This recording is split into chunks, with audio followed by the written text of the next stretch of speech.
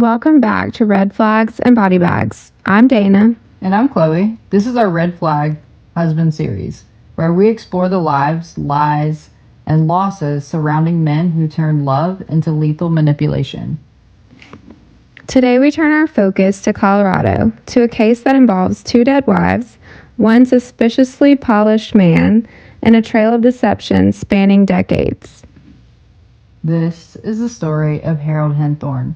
And if you're into outdoor horror stories, manipulative marriages, and million-dollar motives, buckle in.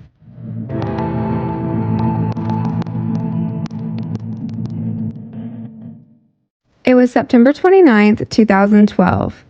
Harold Henthorn and his second wife, Toni, were celebrating their 12th wedding anniversary. Harold had planned a surprise weekend trip to Rocky Mountain National Park. Toni didn't know where they were going until the morning of. Red flag number 1. He didn't tell her where they were headed, and Toni, a highly educated, careful woman, was reportedly not thrilled with the idea of a strenuous mountain hike. Still, she went. Seems like he surprised her with a hike that she didn't even want to go on. And honestly, if you watch any of the documentaries, I think there's several of them, she's actually wearing jeans and a polo. And I don't know if any of you have ever been to Rocky Mountain National Park. That's not a place to be wearing jeans hiking, that's for sure.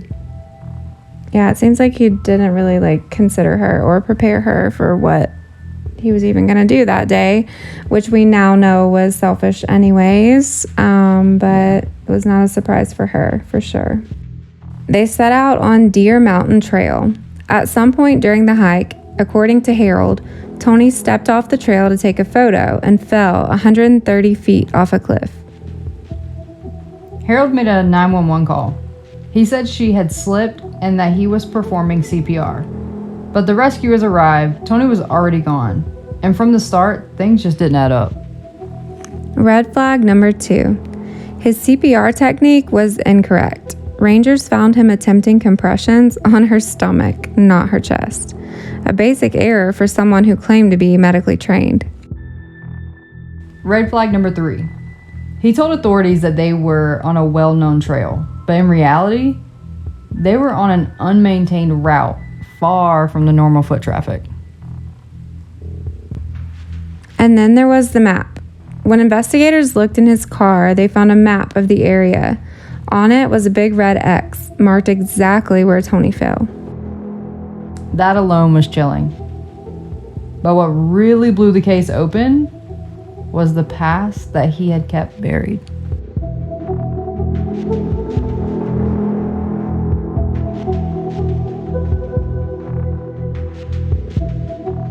Toni Henthorn was a 50-year-old ophthalmologist, smart, successful, and incredibly generous. By all accounts, she loved being a mother and was devoted to her family. But her marriage to Harold was tightly controlled.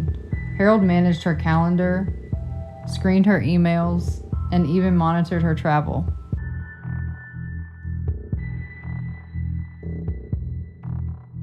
He painted himself as a self-employed consultant, but nobody could verify what exactly he did.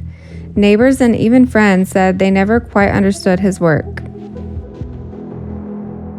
Red flag number 4, isolation. Harold convinced Toni to pull back from friends and family. She stopped seeing colleagues and became increasingly withdrawn. The control was systematic. And just before her death, Harold had increased her life insurance policy to $1.5 million, but that wasn't the only one. Red flag number 5. He secretly held 3 life insurance policies on her, totaling $4.7 million, 2 of which Toni never even knew about. So it kind of makes sense now how he didn't actually have a job, but had all of this money. Yeah, where is this coming from? Well, back in 1995, Harold's first wife, Lynn, also died under suspicious circumstances. The story, they were driving along a rural road at night when they pulled over due to a flat tire. Lynn, according to Harold, was crushed under the car while reaching for a lug nut. Red flag number 6. No one else was around. Harold said he flagged down help, but records show he waited nearly 45 minutes before calling 911, during which time he made a series of insurance-related phone calls. What? So he was already trying to see what he could get from the insurance before he even called 911. That's absolutely insane, because there is some documentary series out there. There's a few with him, and it says there was actually a few people who pulled up on the scene, and they're actually talking in these documentaries, and they clearly stated that they, came to help and went up to his wife, who was already crushed underneath the car, and he was yelling at them like, no, don't touch her, just leave her. And he didn't even want anybody's help. Clearly, because he was on the phone with the insurance company. Yeah, it's almost like he called the insurance company to see what they would cover so that he could stage her in the exact way that he needed to be able to collect. How was that your first phone call? Emergency responders found her crushed under the car, but her clothes had no dirt, grease, or signs that she had actually been under it voluntarily. Investigators determined Harold had jacked the car up on unstable ground when it shifted and it crushed her. And of course, he had recently upped her life insurance as well. He collected around $600,000. So he is a fundraiser, just in a terrible way. It's in a terrible way. Got it. Lynn's family suspected something wasn't right, but it wasn't until Toni's death that they were finally heard.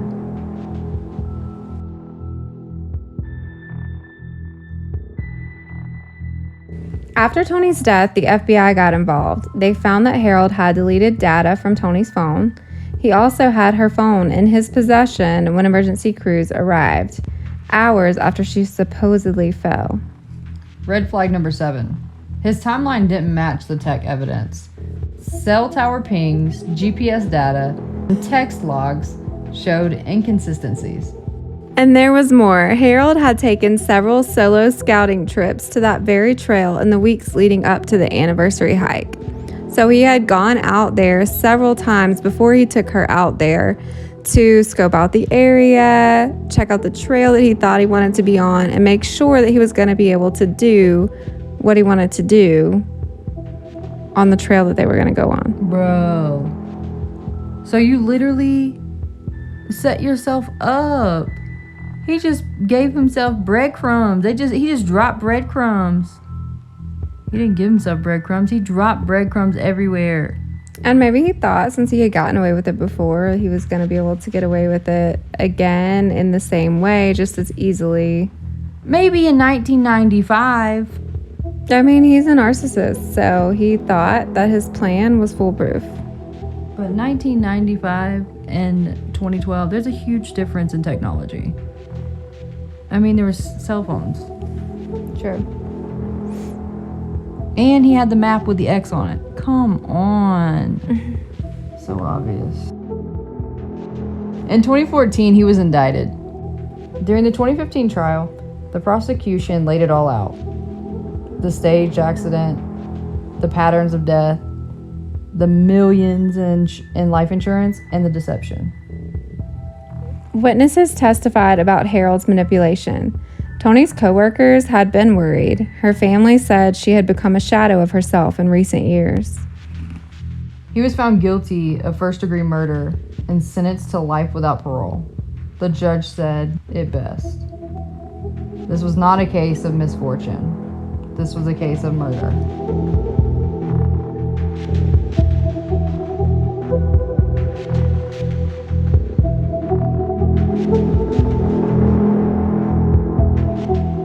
Let's break down the red flags. Red flag number 1, suspicious map with a marked X.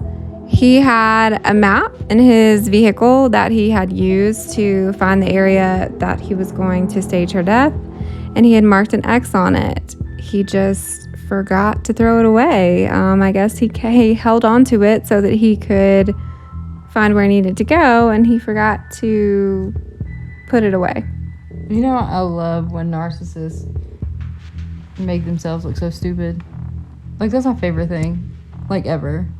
Well, it's kind of like his thought process is like, I have this great plan and I'm better and smarter than everyone else and no one's ever going to figure it out, which is a pretty narcissistic pattern of thought. I just think it's funny that technology literally called him out with the cell phone pings. Like, dude, you've been to this place like 3 times. For what? And then you have your little map with the X on it. Red flag number 2, inconsistent CPR and timeline. He very clearly was not doing CPR correctly. He already knew she was dead, and he clearly didn't want her to be alive, so he wanted to give the image that he was doing CPR. So just so everyone knows, like, you know, if you don't want someone to survive, you know, or to, like, come back to consciousness or whatever, just do chest compressions on their stomach. Yeah, he clearly knew that was not helpful. He just thought that everyone else was stupid. I mean, how narcissistic of you to think that the actual paramedics that show up are not going to notice that you're doing CPR incorrectly. Yeah. Also, his timeline was off. Like, the story that he was giving didn't make sense. Yeah. It seems like in both cases he waited quite a bit of time to call 911. Red flag number 3, secret life insurance policies. Not only was he like controlling all of her finances, her emails, her phone calls, where she could go, but he was also going behind her back, using her information to take out these life insurance policies on her that she didn't even know about. Oh, sketchy as hell. That's always like a big motive, is the financial gain, you know, when it comes to like married couples. I mean, he did say when he met her that he was a fundraiser, and that's what he did for his job. It was later proven through research and asking around that he didn't actually have this legitimate company that he said he had for fundraising. So... Oh, he was fundraising. It could be alleged that his fundraising was coming from life insurance policies. Yep. Look, see, if they didn't catch him on the second wife, he damn sure would have got a third wife. And he would have continued his fundraising. He would have kept raising funds. Sure enough. Red flag number 4, isolation of the victim. This is such a common red flag that we see in cases like this, especially when there is a very clear narcissist in the picture and someone who has been doing that for a long time. People like Harold seek out victims that they can isolate, that they can manipulate, that they can push into corners the way that they want them to. So he was isolating her in a way that no one else could see what was actually happening. He wanted it to appear a certain way out to the public, but not have anyone know the truth of what was happening behind closed doors. So by isolating her, he wasn't allowing anyone to see him without a mask. Yeah, and everyone, according to documentaries, you know, on her side of the family were saying, oh yeah, he was so nice, and, you know, what they knew of him, because he only presented himself that way, you know, in front of them, and then moved her far away. It's really sad, but in a lot of these cases, you see where the family or people close to them would say that he seemed like a nice guy or whatever, but they will also mention that their loved one was isolated and did become a shell of themselves, or, you know, didn't really go out and do the things that they normally would. So they can see that, but they don't really think of it as a red flag until it's too late. Yeah. Red flag number 5, the first wife's eerily similar death. I mean, come on. Did you really think that you were going to murder your second wife in almost the same type of plan that you used for the first wife and no one was going to notice? Yeah. And let me just touch base on that for a second, because this isn't a very common case. Like, it's not like a Chris Watts case or a Scott Peterson case, not as popular. But in the documentaries on this, it shows his first wife's death. They had like an old 90s style square Jeep Cherokee, and it had decent sized tires on it. And he says that the right front tire was flat. So he pulls over. According to investigators on that case, that tire wasn't even flat when he changed that tire. When he said that he was handing her the lug nuts and she dropped them and she bent down to pick them up and the jacks failed, that tire wasn't even flat. So he has so many holes in his story in the first one, but they failed to investigate it so thoroughly because it's, they're like, oh my God, that's terrible. That's so sad that happened. So when it came down to the second wife, it was obvious that he had done both. Red flag number 6, delayed 911 calls. In both of these cases, with both wives, he waited 45 minutes-ish to call 911 or to try to get help at all. In the first case, he was talking to the insurance company before trying to get help and actually telling people that stopped that he didn't need help.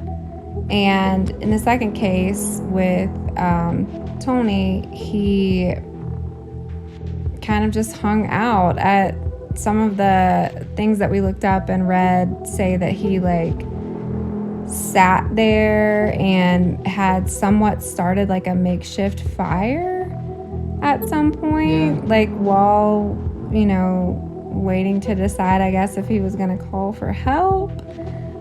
So it was pretty obvious that he was waiting it out.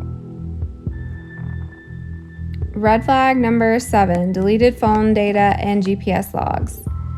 The fact that he would even have Toni's phone and not turn it over immediately or leave it on her person and then delete data and GPS logs just shows that he's guilty.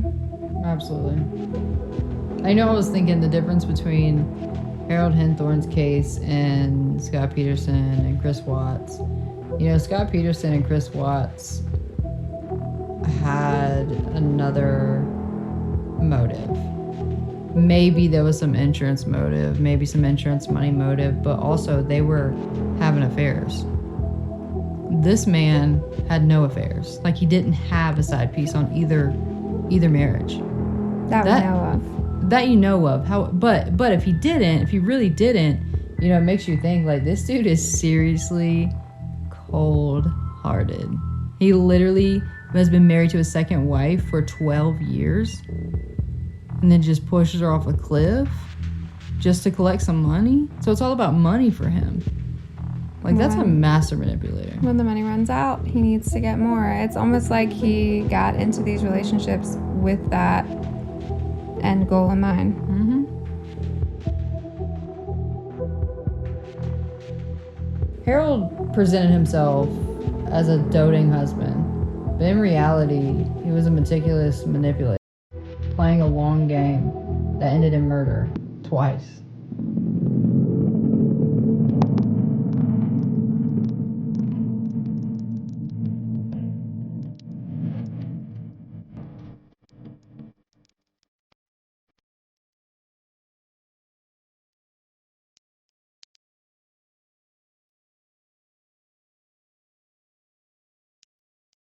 Thanks for listening to Red Flags and Body Bags. Red Flag Husbands, Part 3, Harold Henthorn. We'll be back next week with another case that shows how dangerous love can look when red flags are ignored.